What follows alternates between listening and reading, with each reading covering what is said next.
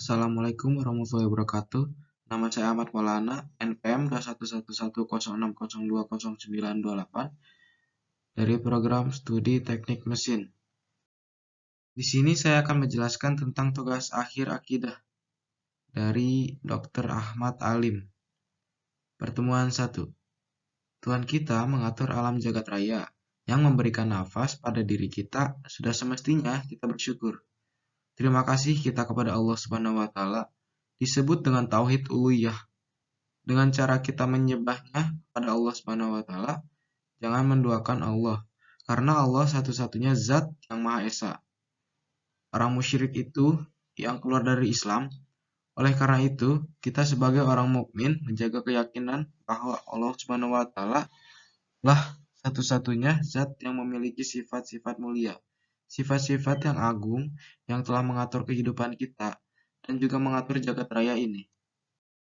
Pertemuan 2. Allah itu menciptakan para malaikat dari cahaya. Mereka telah dibekali tugasnya masing-masing. Ada yang diperintahkan menyampaikan wahyu, seperti malaikat Jibril. Ada malaikat yang ditugasi untuk mencabut nyawa, seperti malaikat Israel. Ada malaikat yang ditugasi untuk menanyakan atau menguji jenazah di alam barzakh, yakni malaikat Munkar dan malaikat Nakir. Ada yang ditugasi untuk mencatat setiap gerak-gerik kehidupan kita, setiap huruf yang keluar dari lisan kita, yaitu malaikat Raqib dan malaikat Atid. Walaupun kita tidak bisa melihat malaikat secara kasat mata atau secara panca indera, kita harus tetap yakin malaikat itu ada karena malaikat masuk dalam alam gaib. Makanya, salah satu akidah Ahlus Sunnah wal Jamaah itu percaya pada alam gaib. Pertemuan 3. Allah Subhanahu wa taala menciptakan jin dan manusia adalah supaya mereka menyembah hanya kepada Allah dan tidak menyekutukannya dengan makhluk apapun, dan itulah inti dari tauhid. Bahwa kita diciptakan di dunia ini bukan hanya untuk makan, tidur, bukan untuk bersenang-senang, bukan untuk bebas sebebasnya, tapi untuk beribadah, dan beribadah hanya kepada Allah Subhanahu wa taala. Sejak Nabi Adam, Nabi Nuh, Nabi Isa, sampai Nabi Muhammad SAW, Risalah, yang telah turun dari langit ke bumi itu mentauhidkan Allah Subhanahu wa taala. Jadi visi misi mereka itu adalah untuk mentauhidkan bumi supaya bumi ini tidak dikotori oleh noda-noda kesyirikan. Tidak dikotori dengan najis-najis. Kekufuran tidak dikotori dengan kemunafikan, tapi diisi dengan cahaya tauhid. Pertemuan 4. Tauhid karena Allah Subhanahu wa taala. Jauhilah berbagai macam kesyirikan. Di dunia ini sangat banyak sekali orang menjadikan Tuhan-Tuhan palsu di dalam jiwa manusia, bahkan di dalam diri manusia. Ketika manusia mendahulukan kepentingan hawa nafsunya daripada perintah Allah, itu telah menjadikan Tuhan palsu di dalam dirinya. Dia telah menyekutukan Allah dalam hal-hal memperturutkan hawa nafsu. Supaya kita ini betul-betul menjadi seorang muslim yang kafah secara totalitas, kita beriman menghambakan diri hanya kepada Allah Subhanahu wa taala. Syahadat itu berasal dari bahasa Arab, artinya bersaksi atau bersumpah bahwasanya tiada Tuhan yang hak disembah kecuali Allah Subhanahu wa taala. Pertemuan 5. Zaman dulu orang-orang jahiliyah menyembah Allah Subhanahu wa taala, tetapi mereka juga menyembah patung-patung sampai di samping Ka'bah. Yang mereka lakukan, mereka menyembah Allah sekaligus menyembah patung-patung. Itu belum bisa disebut la ilaha illallah.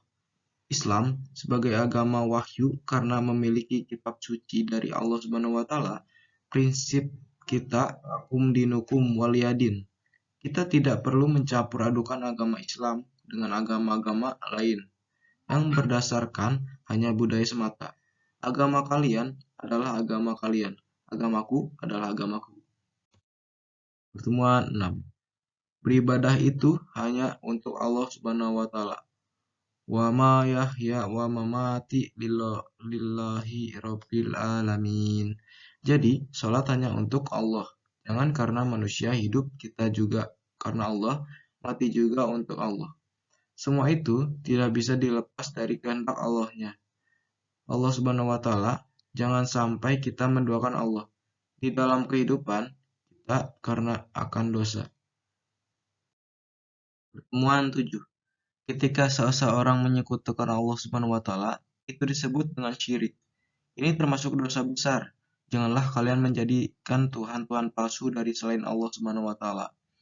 Kalian akan termasuk orang-orang yang tercela dan termasuk orang-orang yang terhina atau dihinakan karena menyekutukan Allah Subhanahu wa taala. Kita sebagai hamba Allah yang diciptakan oleh Allah di dunia ini, salah satu yang harus kita pegang seumur hidup adalah kita mentauhidkan Allah. Jangan menyekutukan Allah dengan sesuatu apapun, karena kesyirikan itu adalah kezaliman yang sangat besar. Sehingga pelakunya, orang-orang yang melakukan kesyirikan itu, ancamannya adalah masuk ke dalam api neraka dan kekal di dalamnya. Pertemuan 8. Akidah merupakan amalan-amalan yang soleh. Akidah juga menjadikan pegangan di dalam kehidupan kita. Akidah itu betul-betul masuk di dalam semua lini kehidupan, menjadi ruh dari semua elemen-elemen yang kita lakukan dan yang kita kerjakan. Di dalam kehidupan kita ini, jangan sampai akidah kita ini rontok atau runtuh disebabkan mengikuti jejak atau gaya hidup, pola-pola yang dilakukan orang-orang yang di luar Islam, atau mengikuti budaya-budaya yang akan menjatuhkan seorang muslim. Tampakkan keislamannya, dan keislaman itu ya kita harus menjadi contoh di dalam kehidupan dan kita harus loyal terhadap keislaman kita. Loyalnya terhadap Islam dan kaum-kaum muslimin, di sisi lain kita juga harus menjauhi hal-hal yang bisa merusak akidah. Pertemuan 9. Akidah ataupun tauhid ini diibaratkan seperti pohon yang kokoh akarnya, menancap ke bumi sehingga menjadikan pohon itu tumbuh subur dengan tegak berdiri. Ketika pohon itu tumbuh subur dengan akar yang kokoh, dia akan melahirkan ranting-ranting yang kuat dan membuahkan buah yang sepanjang masa, tanpa mengenal musim. Tubuhnya itu adalah kepribadiannya. Jadi artinya semakin orang berakidah kuat, semakin memiliki kepribadian yang kuat pula.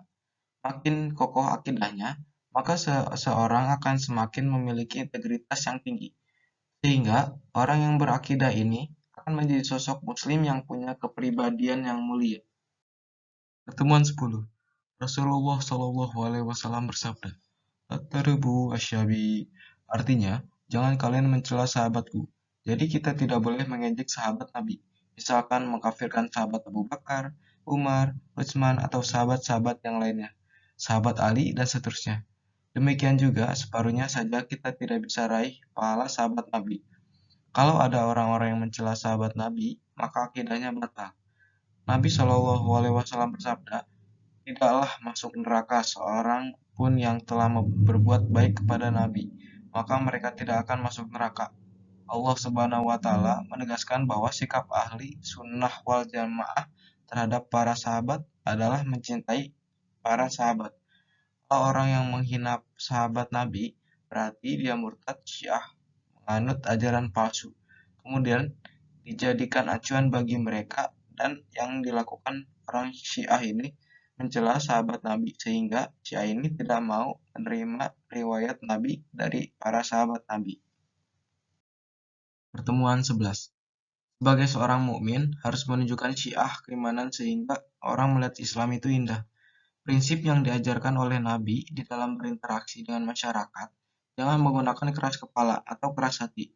Menjaga Islam dengan wujud akhlak dan akhlak dengan cara toleransi kita, tidak mengganggu agama lain. Lakum dinukum waliyadin. Toleransi tidak boleh mencampur adukan agama. Tidak boleh ada pemaksaan dalam toleransi. Islam agama yang bertoleransi, tidak mencampur adukan agama lain. Kuncinya, toleransi agama itu tidak saling mengganggu agama orang lain. Karena itu menunjukkan bahwa seorang muslim itu penyayang, karena seorang muslim itu harus berakhlak. Pertemuan 12. Muslim yang utuh itu dari akidah yang kokoh di dalam jiwanya. Ini akan memenuhkan diri kepribadian yang utuh dan matang. Karena yang namanya air itu, kalau disimpan di tempat yang bersih, keluarnya juga air yang bersih pula. Sebagai seorang mukmin harus menunjukkan keimanan jati diri kita sebagai contoh di tengah-tengah masyarakat. Islam itu sebagai agama rahmatin lil alamin, bukan agama yang ekstrim, bukan juga agama yang liberal. Seorang muslim itu harus punya kepribadian yang santun, bukan kepribadian yang congkak, ekstrim, keras kepala. Karena inilah contoh dari Nabi Shallallahu Alaihi Wasallam. Sekian dari saya. Wassalamualaikum warahmatullahi wabarakatuh.